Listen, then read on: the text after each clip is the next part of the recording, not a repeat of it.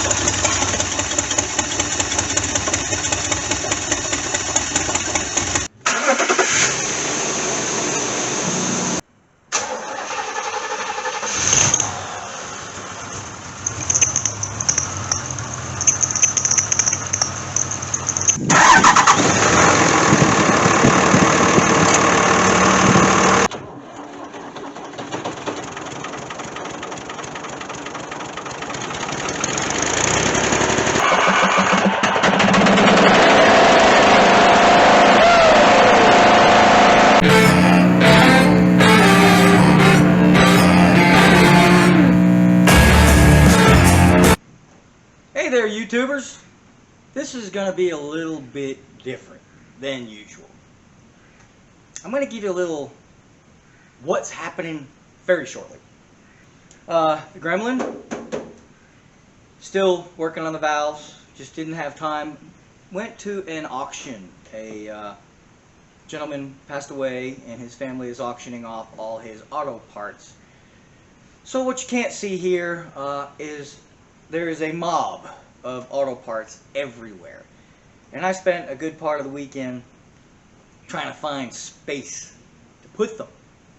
Because as you know, I have 4 crippled cars right now. We got the Gremlin, got the Javelin, I got the red Corvette, the C3, and I got the C4. And the C4 is still broken. But it's more broken, if that makes any sense. Broken's broken, right? But it's more broken. And you'll have to wait. I was going to go ahead and air that one this time, but I want to get it running. And or I'm going to make the decision to put the next intake on it, the carburetor, in which case I'm going to do that with this whole video. Not this video, but that video. So, because I only did a few things to it and failed on every one of them, and you'll have to just wait and see. So, anyhow. But what we've got to look forward to is going to finish up the Gremlin. I've got that video half done. So you'll see this before you see that. Oh, wait. You didn't see me doing the valves on the Gremlin because I haven't finished that video yet. Well, anyhow. We've got Gremlin video half done. We've got a C4 Corvette video half done. We have a revival coming up. Next weekend, I'm going to start working on a revival. I've got a phone call from a gentleman that has a... I'm not going to tell you, but another revival. Because I know you guys like those. Or girls, sorry. So I got a revival coming. And there's going to be a lot more on that particular car. But for right now, we have to get it revived. Unfortunately, I don't have the option of reviving them 600 miles away and then driving them home. So I'm sorry. But we are going to have to get it running. So it's just as much fun watching me thrash trying to get it running. I hope. Anyhow. I thought I'd try a little bit of, did I mention everything? We got the C4, the Gremlin 2 videos half done. We got the revival coming up. Oh, I've got some more work to do on the Sonoma. And, but I gotta wait to get the Corvette off the lift to do that. Either that or I gotta juggle more cars. We're not doing that. I got a long weekend coming up. We're gonna get the Gremlin done for sure. I think, pretty sure. If the revival doesn't take all weekend. And hopefully get the C4 going, because if not, I'm putting the carburetor on it. And it's gonna go then. But anyhow, so we're going to try something a little bit different today. And we've all had relationships, right? I mean, I've had 1 or 2 in my lifetime. Still got one. 20 years thick. And so my wife's not allowed to watch this video. So don't tell her about it, okay? Alright. But I'm going to talk about relationships. And why cars, in spite of the trouble they give you, because both are going to give you trouble, whether you like it or not. So, it doesn't matter if you got a relationship with a human or a relationship with a car. One way or the other, they're going to give you trouble. I mean, sooner or later. No matter how much you love them, no matter how beautiful they are, sooner or later, they're going to give you trouble. Just saying. But anyhow, I'm going to go through, I don't know, 10, 12, 3, 6, 12, I don't know. Reasons why cars are better than relationships with people. There's a fly by me. And you let me know if you agree. And the first and foremost reason why cars are better than relationships with people is because when your car has gas, it's a good thing, right? If your significant other has gas, not so pleasant, right? So that's the number one reason why cars are better than relationships with people. Plain and simple. Number two reason why cars are better than relationships with people is because bugs again. Because if the car starts to give you trouble, you can sell it. You can get rid of it, right? You can give it away. Not so easy with people, right? They cry, they make you feel bad. And, you know, you put a car, and you can get money for it. Try that with a significant other. You might go to jail if you do. Don't try that. Number three, a good mechanic can make any car run good. So you can buy a total turd, and if you're good enough, you can make that thing like brand new. You try that with a human being, only so much makeup in the world, right? There's only so many suits and ties to dress up a dude, or so much makeup to fix the woman. You know, you just can't do it. You know, if they're mean and they're ornery, you can't fix it. Broke, right? Can't do it. So, there you go. That's number 3-ish, 4, whatever. Alright. Let's see. This is a big one. And this goes for kids too, having kids. If your car is giving you trouble, it's got an off switch. Right? You can shut it off. Try that with your significant other or your teenager or your 2-year-old, right? No off switch. They should come with off switches. This is my favorite because this, I usually lay the ground rules right off the bat. And my wife today has never done this, just for the record. Because she knows, because I laid that rule out from day one. A car will never, ever, ever tell you to get rid of that human or they're leaving. They'll never do it. They're perfectly happy to let anybody you got to sit in that passenger seat. They don't care. They'll never tell you to get rid of that significant other. So they're way more tolerant, right? Gotta go with that one. Alright. This one, gotta tread lightly on this one. If your car breaks down, you can fix it, right? One way or the other. You can get it towed and get it fixed, put it in somewhere where it'll fix it. If your significant other has a breakdown, yeah, it's not pretty. It's not pretty when your car breaks down either, but when people break down, it's just, woo, drama. So, yep. So, cars are better than people because they can be fixed most of the time. Alright, can't even find my glasses. Oh, here's one. Cars. I've got a few of them, right? They don't get jealous. They couldn't care less if I'm working on the other car. Maybe they do. I don't know, because sometimes they are temperamental. You know, I started working on the red Corvette, and the C4 got upset, I guess, and started messing up. But in reality, they don't get jealous. Your cars could care less which car you drive the most. Right? Couldn't care less.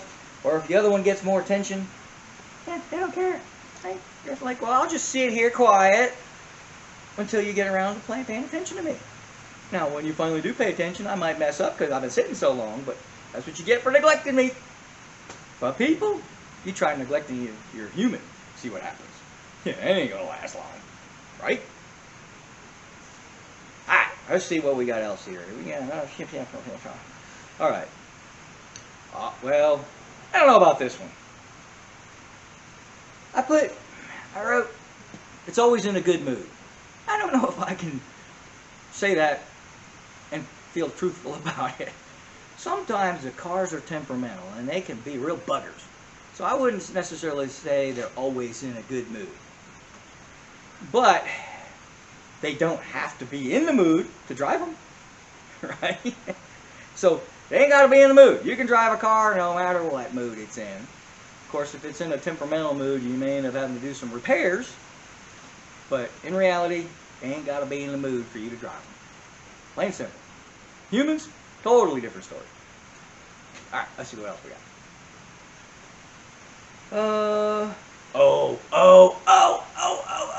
This one is huge. Huge! The car. Although I think I did have a car that did this once to me. It was messed up somehow. But it won't change the radio station. Or the TV station, for that matter. Car will never, ever... Well, okay, every once in a great while. I did have one car that, for whatever reason, the radio station would change randomly. I don't know what happened there. But on the average, right, the whole deal is cars, without pushing a button or something, or some kind of defect, will never change the station on you, ever. They'll listen to the kind of music you want to listen to. They'll watch whatever shows you want to watch on TV. And they won't complain if a scantily painted car prances across the screen. They just won't complain, right? Or if other people are seen driving the car. They don't care, right? Alright, let's see what else we got. Oh, yeah. I'd like to say this has never happened, but it has. It really has. Your car will not leave you for another car. Won't do it. They will stay loyal to you. I don't care if they're rusting with trees growing up through the engine. They're still yours. They will never, ever, ever leave you for your best friend. Just won't do it. You know?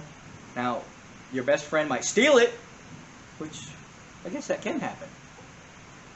Now that I think about it, somebody can steal your car, and somebody can steal your girlfriend / wife, whatever. But it won't go willingly. Well, yeah, probably would. Okay, maybe that we have to scratch that one, but it won't purposely leave you for another person. But you're right, it can get stolen. Same with humans. Okay, maybe they're similar in that way. Let's try something different. Alright. Uh-oh, I think this is my last one. Oh. This is it. This is the... Yep. This is the big, the finishing, the finale. Boom! Right? This is right here. Okay? This is the big one. And for anybody out there who's divorced, you're going to be feeling this pain. If you need to get rid of your car, you can sell it and make money.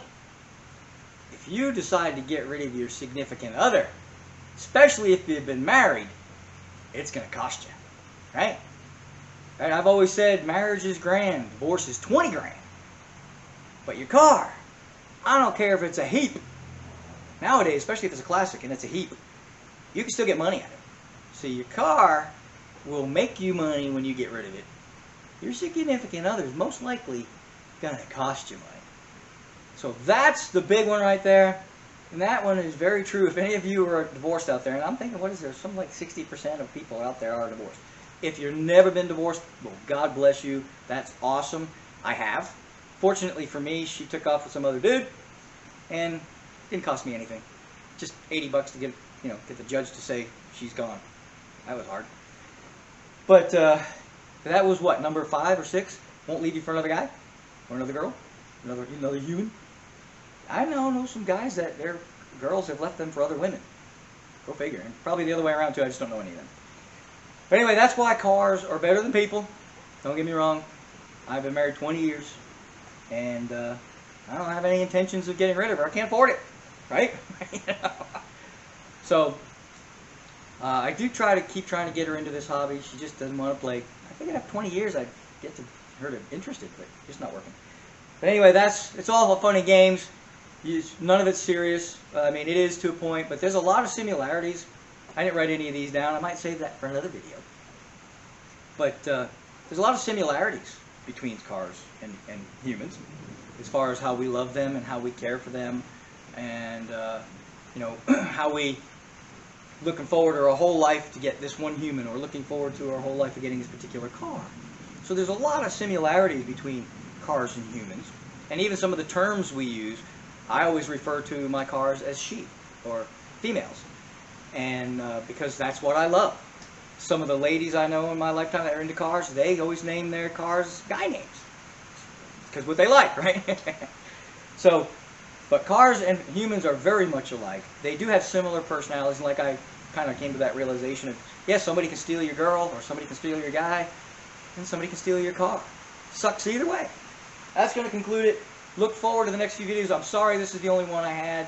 I was kind of saving this for a day like today. I've got a bunch of projects half done, and I didn't want to, they weren't in any places good ending spots to end them, where it would be an interesting video and then just it'd be abruptly ended. Yeah, I just didn't want to do that. So the C4, if I end up, I'm going to try a module. If that doesn't work, we're going to put the intake on it. We're going to get this thing running before I air this video. Because I'm not doing another failure video. I'm not doing it. Just not gonna. Gremlin, I think we're going to fix it. I did threaten to put a Chevrolet motor in there, and that's still a possibility. In fact, at this swap meet I went to, swap meet / auction, I did pick up a couple of bell housings, Chevrolet bell housings, so that if I do have to put the Chevrolet motor, I've got a bell housing, and a buddy of mine has a flywheel that he bought and didn't use. So I've got those two things if I do need to put the Chevy motor in the old Remy. But I think from what I found, and you'll have to watch the video, so stay tuned for that, I think I pinpointed the problem of why she was smoking and why she was leaking. So just have to stay tuned for that. It's going to be a good one, though, I promise. Anyway, oh, what did I drink? Oh yeah, ginger ale. Anyhow, I think that's it. I might take some time and show you all some of the stuff I picked up at this auction. I'm just going to say, for me, I got some big block Chevy stuff, and I got it cheap. So, woohoo! And I did pick up some Mopar stuff, and I got it fairly cheap. Mopar stuff's never cheap. But I got it fairly cheap, and but I bought that just to sell, because I don't need it. The big block Chevy stuff I don't really need either, but with the problems we've been having with the C3 Corvette, I thought it might be nice to have some spare parts, just in case. Because if this engine, I got to pull her out, because I've got that broken push rod in it, and I've got a bunch of material in the engine from the wiped cam. I do have a way to flush that out, and I think everything's going to be okay, but just in case, I did buy some spare stuff. Anyhow, I think that's it. Let me think, anything else? The Javelin, unfortunately, and I know some of you are looking forward to the Javelin. I'm looking forward to the Javelin. Unfortunately, she's been put on the back burner again. And but as soon as I get these other cars running, the Gremlin, get it working good, and the C4 and the C3, once I get all those driving again, then we're getting right on that. Well, except for I've got this revival coming. Oh yeah, and I got some things I got to do to the Sonoma too. I'm sorry. I'm sorry to me. I want to work on this car so bad. And then I've got my Barracuda I would like to get to before I die. Right? They say every man has a certain amount of things that he has to accomplish before he dies. Right now, I am so far behind, I'm never going to die. That being said, please subscribe. Thank you for watching. I know this is a weird one. And I don't know, hopefully people will like it. If not, I apologize. We'll be back to working on cars. Well, I've been working on cars all weekend, but you're just not going to see that for another week or so. So I do apologize for that. But hopefully you enjoyed this. I hope you enjoy my comedy, my way of being humorous. Humorous. Isn't that like in your elbow or something? Funny bone, right? I guess you're humorous, right? So if you didn't think it was funny, whack it on something and, you know, be humorous. No, don't do that. Alright, thank you for watching. Please subscribe. Hit the like button if you like this. Let me know if you like this sort of thing, because if you did, I might do some more of it. I'll maybe figure out, I don't know, I'll think of something. But anyhow, otherwise we get back to working on cars, because this isn't what this is about. This was just a fill-in, because unfortunately I'm not going to have a video for this week. And I didn't want to do that to you, so I figured I'd at least give you something to laugh about. Anyhow, thank you so much. See ya.